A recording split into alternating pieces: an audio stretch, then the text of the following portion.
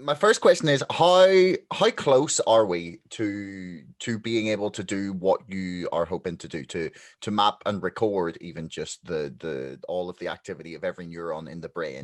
And is it a measurement problem or a computer problem? Like, do we yeah, physically not have the power to process and map all of this at once due yeah, to just the sheer number, or is it just we don't know how to measure it all yet? yeah. So since the start of the Brain Initiative, we've been able to map the complete activity of the nervous system of a very small animal, a cnidarian called Hydra. And it's not a coincidence, these cnidarians have the simplest brains in evolution. Hmm. So just like the Human Genome Project, they started sequencing bacteriophages and then bacteria, and then they went up, worms, flies, all the way to humans. The same thing is going on with the Brain Initiative. We started with the simplest animals with brains, which are not bacteria, they're these cnidarians. And a couple of years ago, we were able to use a method called calcium imaging to map the activity of every neuron while the animal was behaving. And people are now involved in doing similar types of experiments in worms, in the larvae of zebrafish, and in the larva of flies. So we're climbing up our way towards the human brain. Hmm. The problem is a measurement problem. It's a technical problem.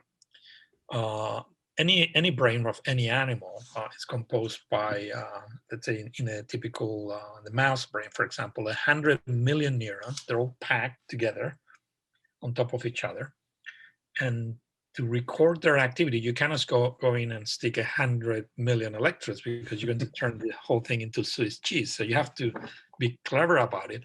And one way to do it is using light, because light can penetrate, is non-invasive. So, and that's essentially what many of us are doing. We're using light with methods to label the neurons with dyes that change brightness when the neuron is active. In our case, we use calcium indicators, calcium dyes, and they get brighter when the neuron fires. And we essentially make movies. I can share with you some of these movies if you want.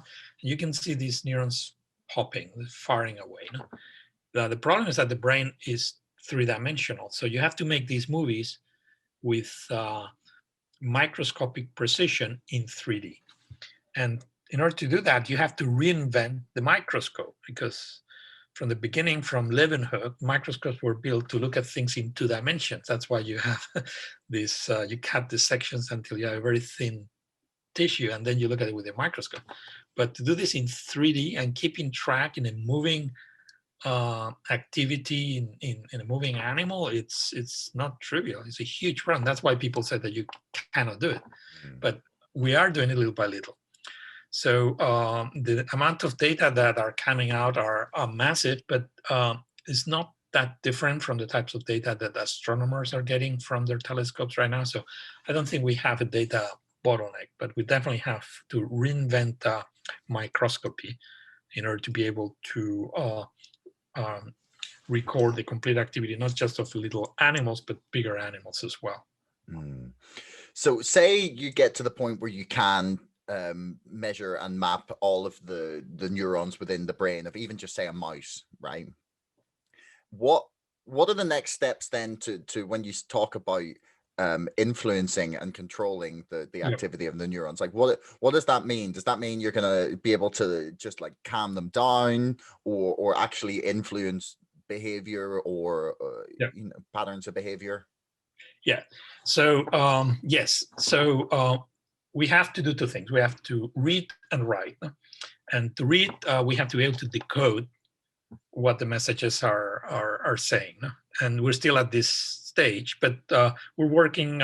In some cases, we can decode effectively. Some of the messages are being passed around. For example, in our lab, we work on the visual cortex of mice. So this is the back part of our cerebral cortex, and it processes visual information. And mice have a cortex just like we do. They're smaller, but essentially works the same way. So we can decode by using this calcium imaging and measuring very few neurons, maybe a few thousand, we can decode what the animal is seeing. So we show the animal, for example, a pattern of moving bars that just go up and down in the screen. And at the same time, we record the activity of these neurons, and we can identify the signature in these neurons that the bar is going up and down. In fact, if we just look at the activity, we can predict what the animal is seeing. Okay. So that's the decoding part. And now comes the manipulation part. And in mice, you can do that. So we've been able to stimulate the neurons responsible that respond to when the animal sees these moving bars. And the animal behaves exactly the same as if it was seeing these moving bars. In other words, we can take control of his perception and implant into his brain using neurotechnology, using lasers, patterns of activity that make him behave as if he's seen something, like putting like a hallucination into his brain. And the animal behaves like a puppet. We train the animal to lick or no lick, depending on what he sees or doesn't see. So by putting these patterns of activity in his brain, he licks and doesn't lick. We just control his perception. This is not just us, other groups, including a group at UCL, has been able to do similar experiments using optics to both read and write information into the brain and control the behavior of mice. What we can do with mice today, we should be able to do with humans tomorrow. It's technically possible to both decode and manipulate and change the brain activity. Thanks so much for listening.